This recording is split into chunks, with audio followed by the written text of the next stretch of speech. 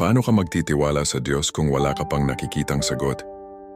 Maraming tao ang nagsasabing may pananampalataya sila kapag maayos ang lahat. Pero ang tunay na pananampalataya ay nasusubok kapag tahimik ang langit, kapag mabigat ang pinagdadaanan, at kapag wala pang nakikitang pagbabago.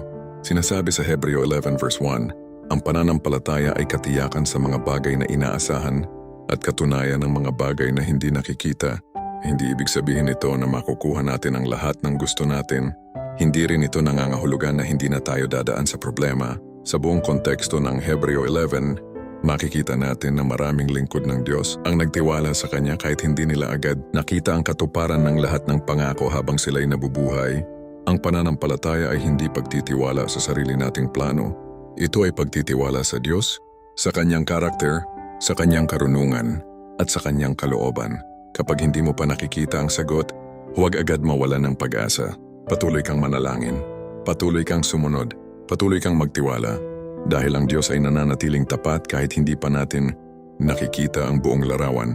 Ang pananampalataya ay hindi pagtingin sa nakikita ng mata, kundi pagtitiwala sa Diyos na nakikita ang hindi natin nakikita.